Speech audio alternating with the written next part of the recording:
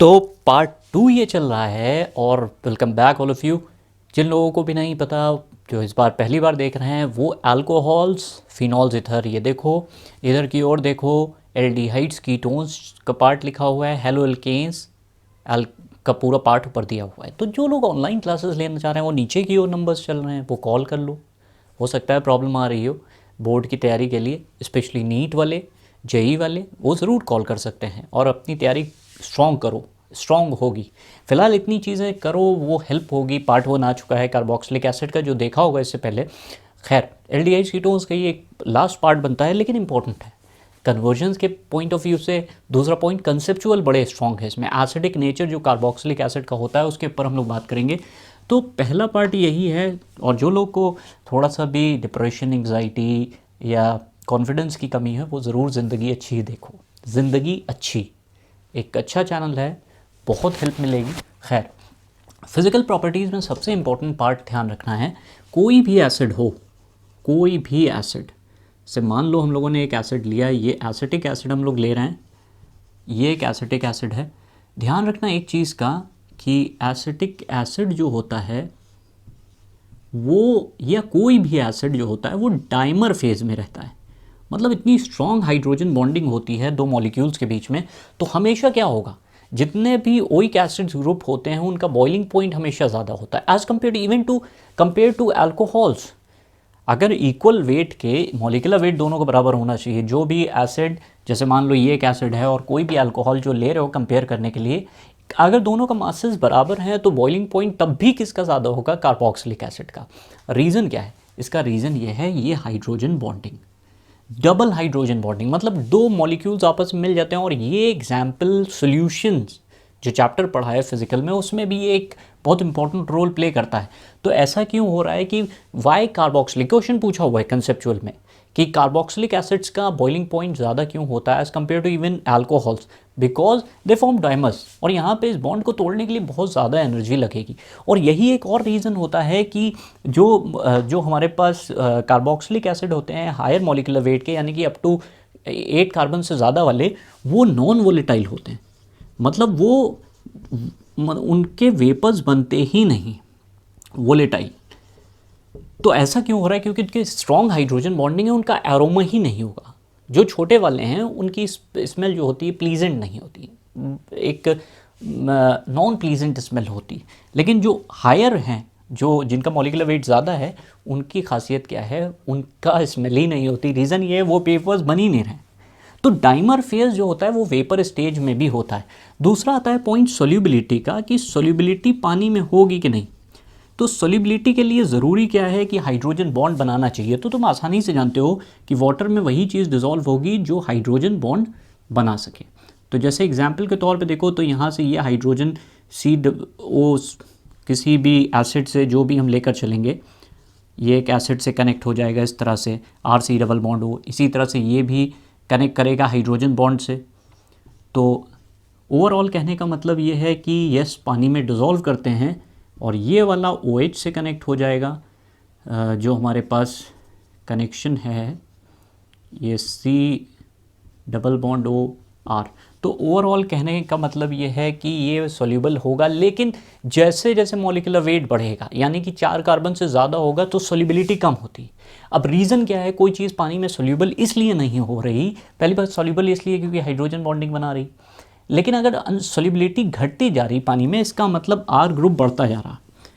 R group का size 2 carbon, 3 carbon, 5 carbon, 6 carbon, 7 carbon. तो जैसे जैसे कार्बन बढ़ेंगे वैसे वैसे हाइड्रोफोबिक नेचर बढ़ेगा।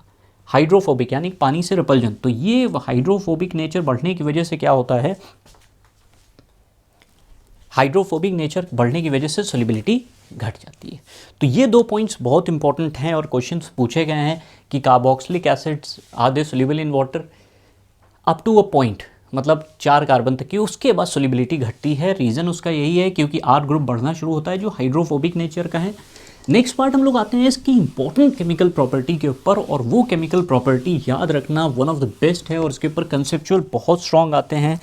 तो जो लोग भी, फिलहाल फिर से बता देता हूँ, जो लोग ऑनलाइन क्लासेस लेना चाह रहे हो, वो नीचे के नंबर्स चल रहे हैं, वो कॉल कर सकते हैं। क्रैश कोर्स चल रहा है, जो लोग भी ज्वाइन करना चाहें वो क्रैश कोर्स ज्वाइन कर सकते हैं। बाकी यूट्यूब पे ऑलमोस्ट मटेरियल है, लेकिन क्रैश कोर्स में डाउट क्लासेस हैं, सीरीज़ है, क्वेश्चन सीरीज़ हैं, तो वो लोग ज्वाइन कर सकते हैं, नीट वाले और जेई वाले स्पेशली। तो एसिडिक नेचर एक बड़ा ही इम्पोर्टेंट नेचर होता है किसका, कार्बोक्सिलिक एसिड का। क्या रीज़न है, कोई भी एसिड का भी एसिड होता है, अब यही नहीं पता होगा। कोई भी एसिड तब एसिड होता है जब वो H+ आयन रिलीज़ करे। तो हम क्या देखते हैं, पहली बात तो इसका एसिडिक नेचर अगर चेक करना है तो एग्जाम्पल की तरह लेते हैं RC≡OH। किसी भी चीज़ का अगर एसिडिक नेचर दिखाना है, ये बहुत पुरानी क्लास 9 की बात है कि कोई भी एसिड होगा तो वो मिनरल एसिड्स के साथ हमेशा, या मेटल्स के साथ, एक्टिव मेटल्स स्पेशली, उनके साथ हाइड्रोजन गैस की एफरवेंसेस देगा और साथ में बना देगा सॉल्ट। तो ये हमारा सॉल्ट बन रहा है, साथ में हाइड्रोजन गैस की एफरवेंसेस निकल रही। ये पहचान होती है। अगर कोई कंपाउंड एसिडिक है, उसमें क्या डाल दो, मेटल डाल दो, और मेटल डालोगे तो हाइड्रोजन गैस की एफरवेंसेस आएंगी, वो पहचान है। इसी तरह से हम देखते हैं, जैसे एक और एग्जाम्पल ले लें, बेस, कोई भी एसिड होगा तो वो बेस के साथ हमेशा क्या बनाएगा, सॉल्ट। तो अगर हम इसको देख लें तो NaOH है हमारे पास, सोडियम हाइड्रोक्साइड क्या बना देगा, RC≡O, फिर से सॉल्ट बनता है और वाटर बनता है। ये बहुत नॉर्मल सी बात है। लेकिन अब जो चीज़ पढ़ने जा रहे हो वो बहुत इंपॉर्टेंट है। एसिड की एक खासियत होती है, वैसे तो एसिड स्ट्रॉन्ग बेसिस के साथ रिएक्ट करता है, जो हमने एग्जाम्पल दिया है, स्ट्रॉन्ग बेस होता है सोडियम हाइड्रोक्साइड। सोडियम बाइकार्बोनेट के बारे में क्या कहोगे, ये इतना स्ट्रॉन्ग बेस नहीं होता, लेकिन फिर भी हमारा एसिड इतना स्ट्रॉन्ग है कि इस बेस के साथ रिएक्ट करता है और ये सॉल्ट बनाता है, RC≡ONA प्लस, बड़ी इंपॉर्टेंट चीज़ है, कार्बन डाइऑक्साइड और H2। ये कार्बन डाइऑक्साइड एफरवेंसेस शो करता है। तो एक ये टेस्ट पूछा जाता है, कोई भी एसिड होगा, sodium bicarb test, sodium bicarbonate ये लिखा है, इसी को सोडियम बाइकार्ब भी बोला जाता है। इसके साथ अगर टेस्ट करोगे तो क्या होगा, हमेशा कार्बन डाइऑक्साइड की एफरवेंसेस तुम्हें दिखेंगी। ये पहचान होती है कि एसिड है। इसीलिए डिफरेंस भी पूछा जाता है, how will you differentiate between an acid, anoic acid and phenol. तो सीधे से टेस्ट लिख दो, this gives positive test with sodium bicarb whereas phenol can not. हो गया, कहानी खत्म। इससे बड़ी चीज़ क्या है यार, इससे छोटी छोटी चीज़ें तुम लोग परेशान होते रहते हो।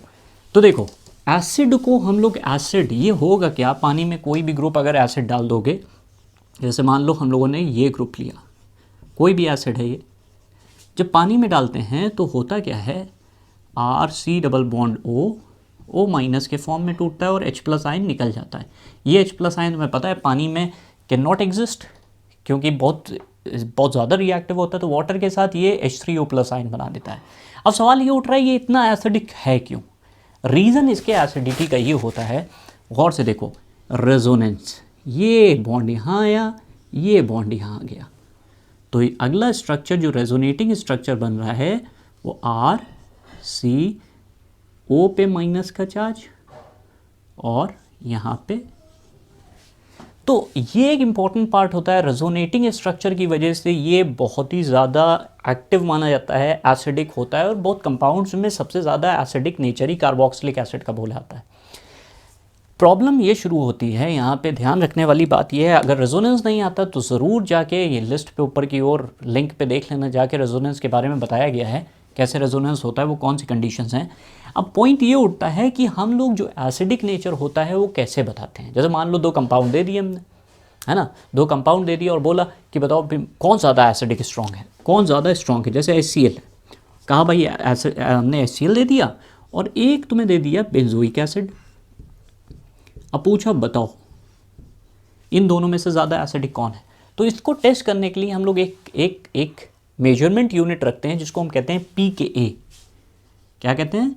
pKa। ये एसिडिक नेचर को बताता है। लेकिन एक सबसे इंपॉर्टेंट पार्ट ये है, pKa हमेशा याद रखना is inversely proportional to acidic strength. हाँ, ये बड़ा इंपॉर्टेंट पार्ट है, भी इसके बारे में डिटेल होगी।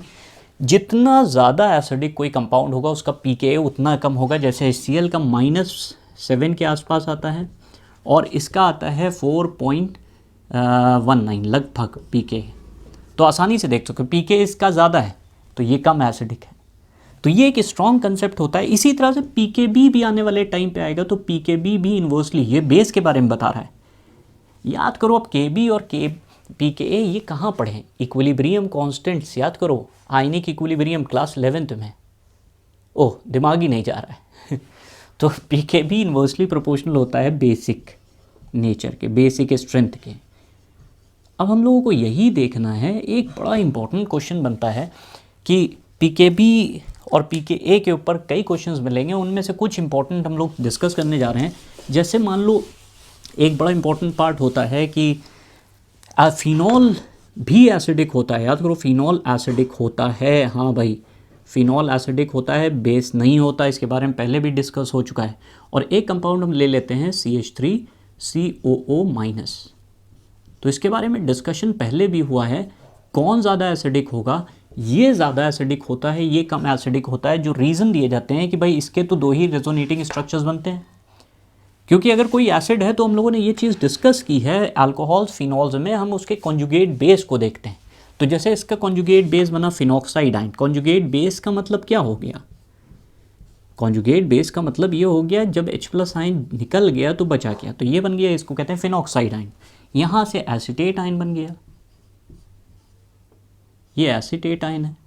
अब यहाँ पे अगर देखा जाए तो बस ये चेक करना पड़ता है कौन सा कॉन्जुगेट बेस ज़्यादा स्टेबल है। जब तुम स्टेबल बोलते हो किसी कॉन्जुगेट बेस को, स्टेबल बोला, इसका मतलब क्या हुआ? वो वीक।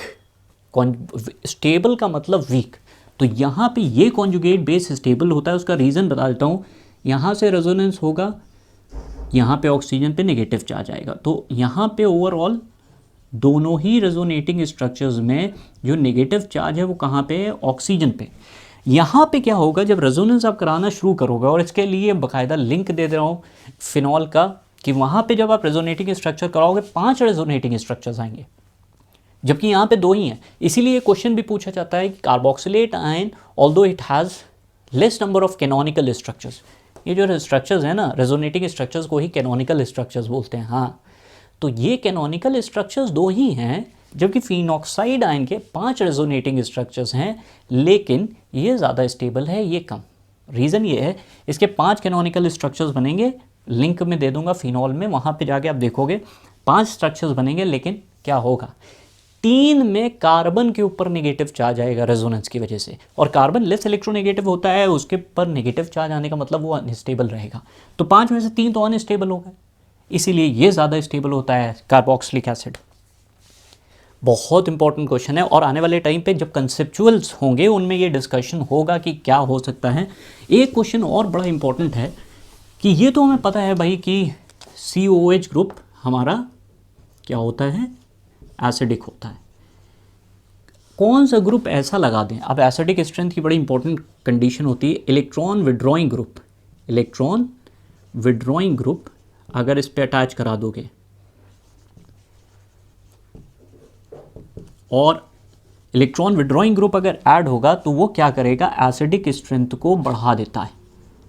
एसिडिक स्ट्रेंथ जो होगी वो बढ़ जाएगी, और अगर इलेक्ट्रॉन डोनेटिंग ग्रुप लगा दिया तो एसिडिक स्ट्रेंथ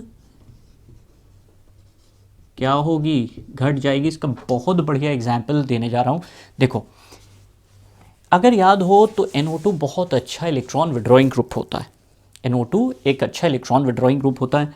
तो अगर हम NO2 ले लें एक तरफ, CH2 C double bond O OH, एक तरफ ये ले लिया, और एक तरफ हम कह दे रहे हैं, हम लोगों ने मान लिया कि फ्लोराइड लगा दिया,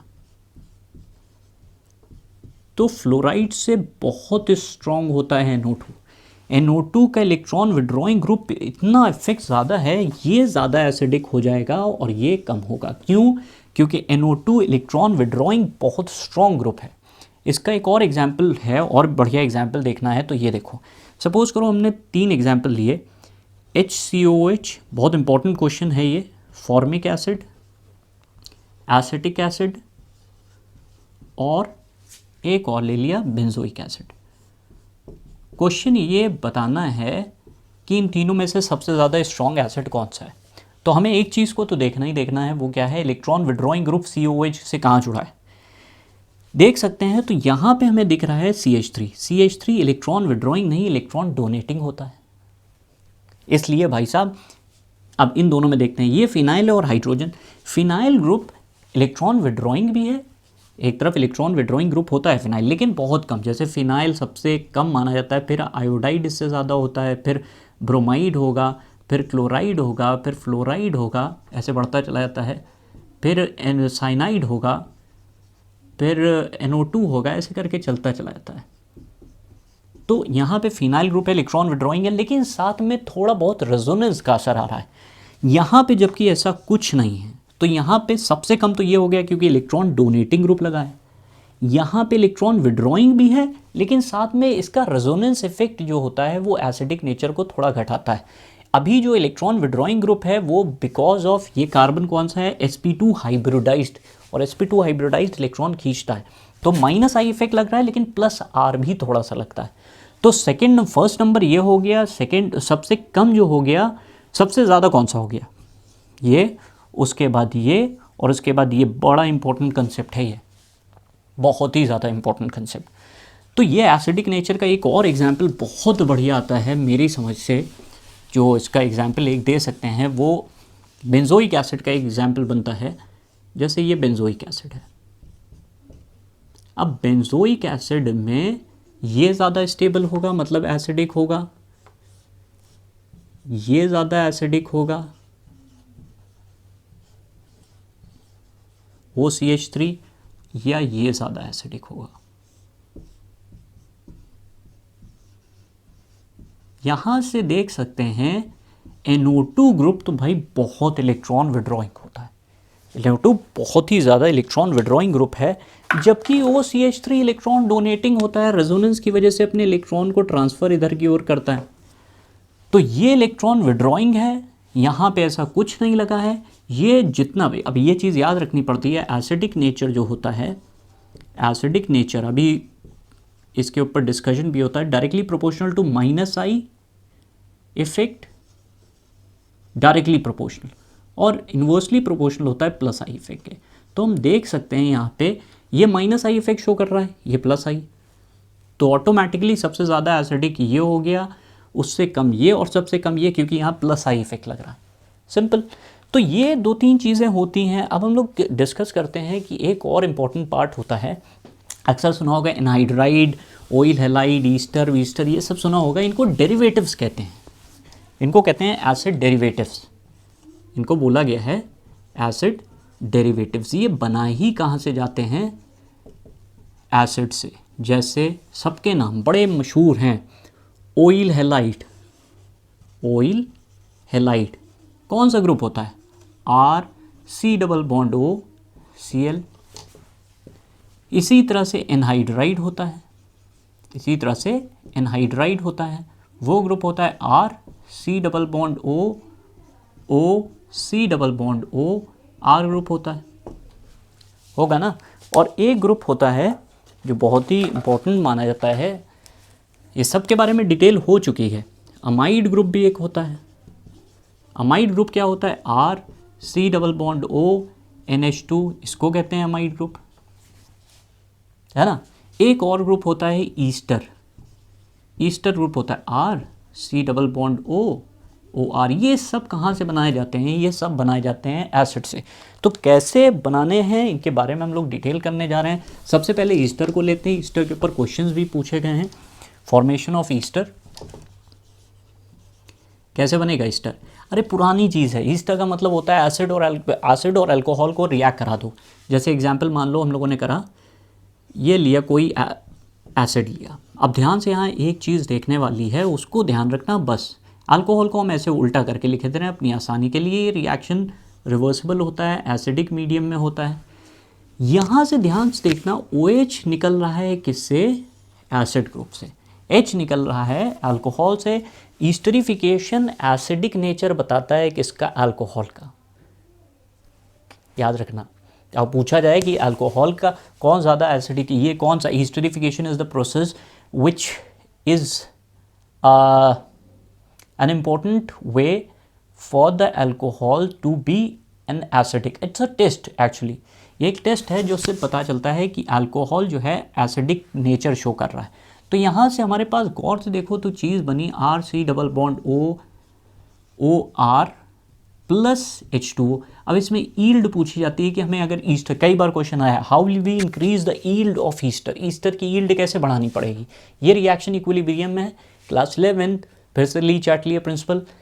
H2O को निकाल दो, प्रोडक्ट अगर कम कर दोगे तो रिएक्शन फॉरवर्ड डायरेक्शन में शिफ्ट होगी, इसलिए H2O को निकाल दिया जाता है जिससे रिएक्शन फॉरवर्ड डायरेक्शन में शिफ्ट हो जाती है। ली चार्टलियर। तो एग्जाम्पल की तरह अगर मान लो हमने ले लिया CH3 C double bond O OH और साथ में अल्कोहल हम ले लेते हैं HOCH3, तो यहाँ से हम देख सकते हैं ये हमने अल्कोहल निकाला, कंडीशन सेम रहेगी। और यहाँ पे हमारे पास CH3 C double bond O OCH3 plus H2O, तो H2O। अब इसकी नेमिंग कैसे होती है? ईस्टर्स की नेमिंग बहुत सिंपल सी है, जो ऑक्सीजन से अल्काइल ग्रुप कनेक्टेड है पहले उसको लिखा जाता है। तो जैसे यहाँ ऑक्सीजन से एक कार्बन का है तो इसको लिख देंगे मिथॉक्सी, मिथॉक्सी है ना। अब 2 कार्बन बचे, इथेनोएट, इथेनोएट इंपॉर्टेंट है, याद रखना, बहुत बार क्वेश्चंस पूछे जाते हैं ऐसे। अल्कोक्सी एल्केनोएट ऐसे बोलते हैं, इसका जनरल IUPAC नेम है अल्कोक्सी एल्केनोएट। तो ये सिंपल सा तरीका है, ऐसे ही बना सकते हो कोई भी ईस्टर। सेकेंड हम लोग देखते हैं एनहाइड्राइड। अरे बड़ा सिंपल सा है, एनहाइड्राइड। एनहाइड्राइड का मतलब ही क्या होता है? सूखा, एनहाइड्रस सूखा, इसी को तो बोलते हैं। क्या करते हैं, 2 एसिड ग्रुप लिए जाते हैं, जैसे मान लो हमने ये एक एसिड ले लिया, फिर एक और एसिड ले लिया, उसको उल्टा करके लिख दे रहे हैं अपनी आसानी के लिए, और यहाँ पे हमने इक्वेशन लिखी। अब वाटर निकालने के लिए कई रिएजेंट्स का नाम सुना होगा, कॉन्सेंट्रेटेड H2SO4 होता है, P2O5 भी होता है। ये 2 रिएजेंट्स होते हैं जो मॉलिक्यूल से वाटर को निकालते हैं। तो अगर हम यहाँ पे ले लें कॉन्सेंट्रेटेड H2SO4 या फिर P2O5 और हीट कर दें तो क्या होगा, यहाँ से ये वाटर मॉलिक्यूल निकल जाएगा, जो कंपाउंड बनेगा वो बनेगा RC double bond O OC double bond O, यहाँ पे R। तो ये देखो, ये एनहाइड्राइड ग्रुप इसी को कहते हैं, यही तो एनहाइड्राइड ग्रुप है, इसी को तो एनहाइड्राइड ग्रुप कहा जाता है। एग्जाम्पल देखो, बड़े सिंपल से एसिटिक एनहाइड्राइड हम लोग देखते हैं। एक सिंपल सा एग्जाम्पल उठाते हैं, एसिटिक एनहाइड्राइड। तो एसिटिक एनहाइड्राइड जो होता है, मान लो हमने ये ले लिया CH3 C double bond O OH, ethanoic acid, और इसका IUPAC नेम इथेनोइक है, इसका कॉमन नेम क्या है?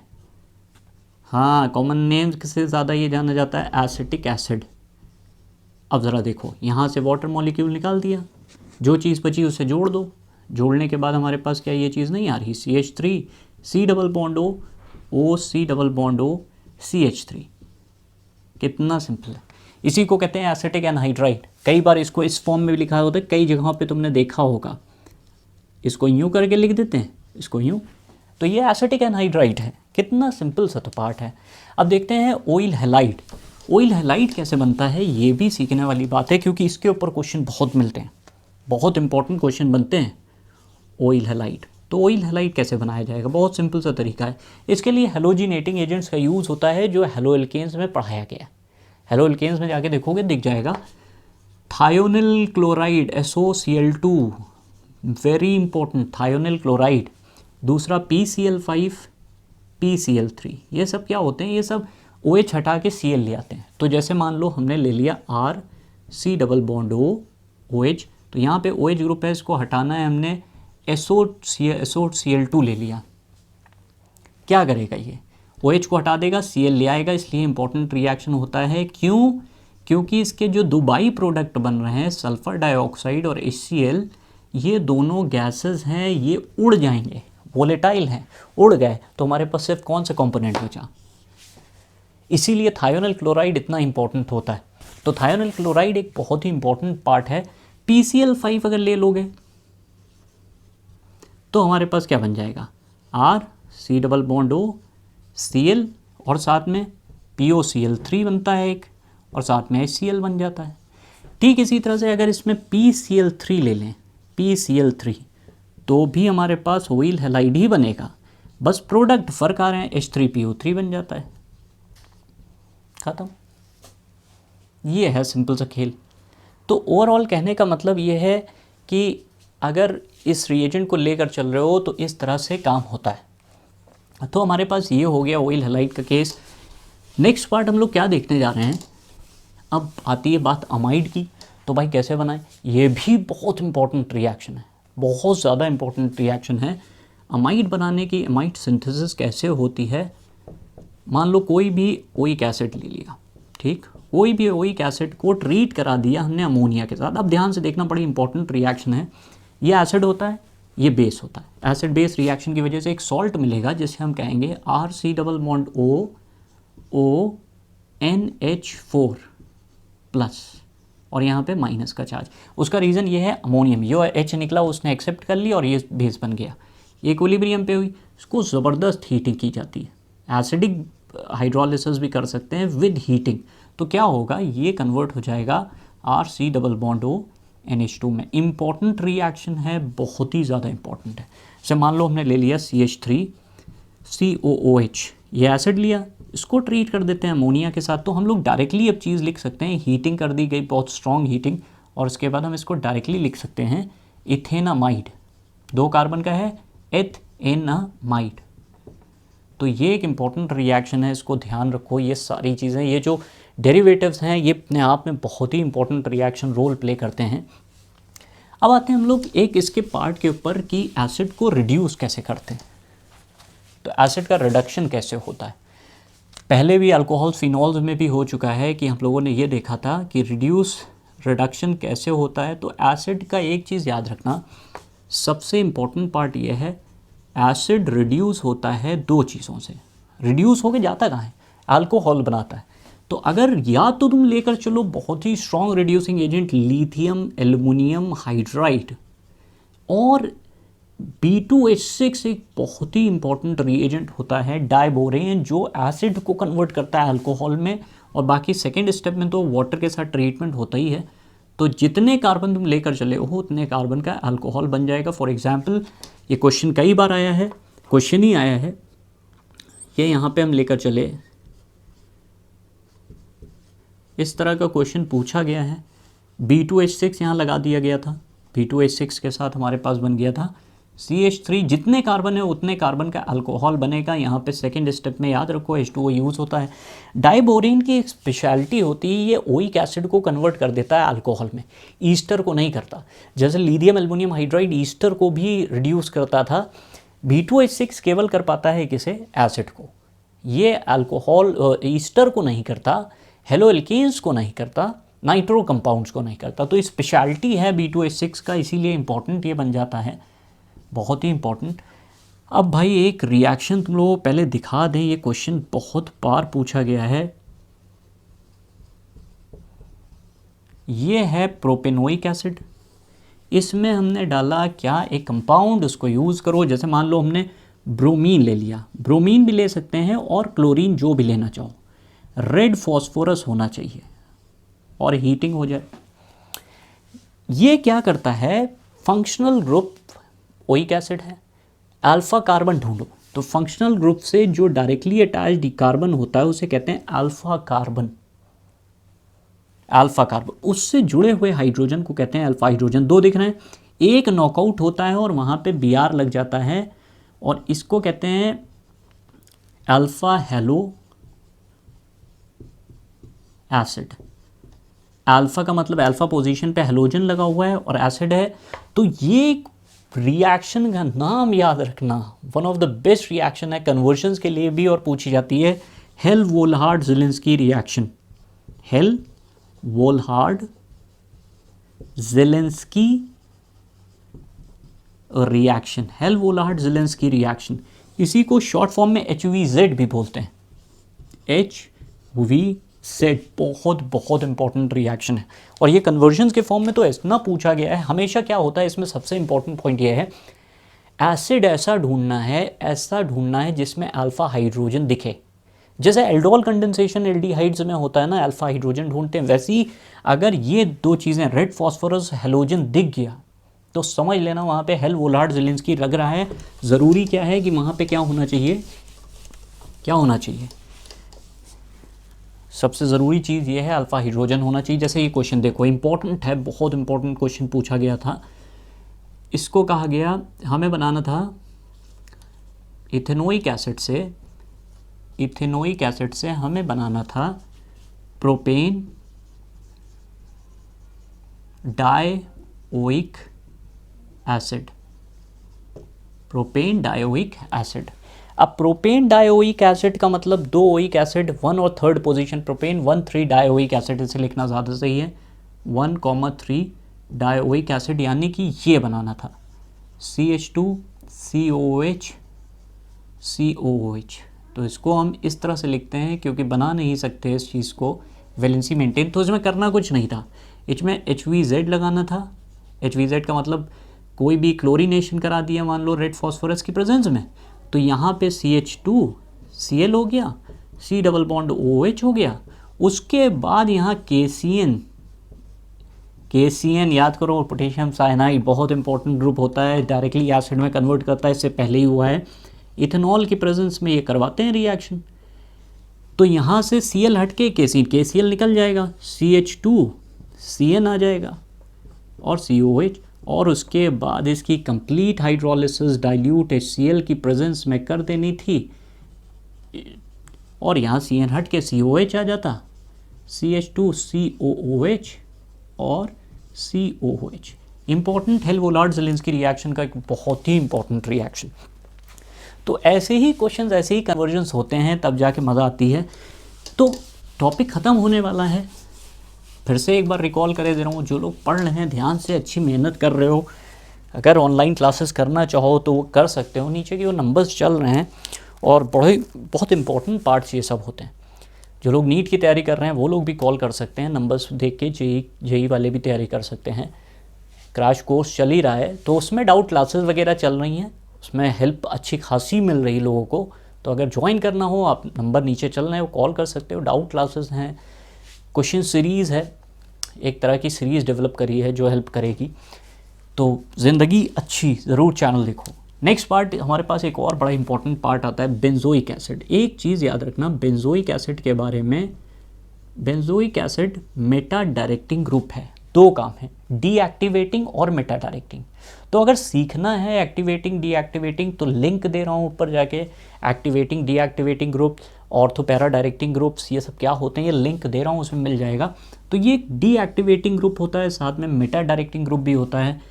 सबसे इंपॉर्टेंट पार्ट क्या है, फ्रीडल क्राफ्ट रिएक्शंस नहीं देता benzoic acid, Friedel Crafts reaction नहीं देता। उसका रीज़न ये है कि यहाँ पे फ्रीडल क्राफ्ट एक तो ये डीएक्टिवेट कर रहा है, रिंग के अंदर इलेक्ट्रॉन डेंसिटी कम कर रहा है, खींच लेता है, कमी आ जाती है रिंग के अंदर इलेक्ट्रॉन्स की, तो फ्रीडल क्राफ्ट रिएक्शंस नहीं होती।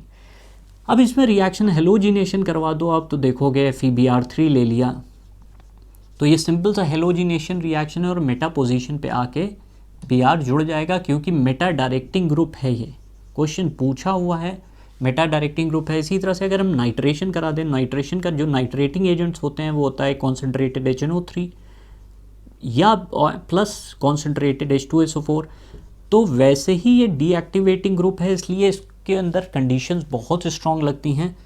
ये हमारे पास NO2 आ गया, COH यहाँ पे लिखा हुआ है, और ये मेटा पोजीशन पे NO2 ग्रुप आ जाएगा। याद रखना benzoic acid Friedel Crafts reaction नहीं देता। क्यों नहीं देता? क्योंकि डीएक्टिवेटिंग ग्रुप है, पॉइंट नंबर 1।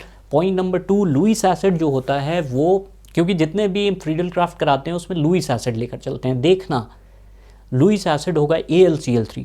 तो AlCl3 क्या करता है, कोऑर्डिनेट बॉन्ड बना देता है कार्बोनिल ग्रुप के साथ, तो उसकी एक्टिविटी कम हो जाती है। तो सिंपल सा वर्ड में याद रखो, रिंग डीएक्टिवेट कर देता है COOH ग्रुप, इसलिए फ्रीडल क्राफ्ट रिएक्शन नहीं शो करता। ये हम लोगों का एंड पॉइंट है, यहाँ तक कि हम लोगों का पार्ट कंप्लीट होता है। ओइक एसिड का अमीन्स आने वाला है, अमीन्स में ज़रूर आप लोग देख लेना। तो बहुत सी चीज़ें मिल रही, कैसा लग रहा है वीडियो ज़रूर कमेंट्स में बताएं। और जिन लोगों को ऑनलाइन क्लासेस लेनी है वो नीचे के नंबर्स चल ही रहते हैं, तो वो नंबर्स पे कॉल कर सकते हैं। Thank you.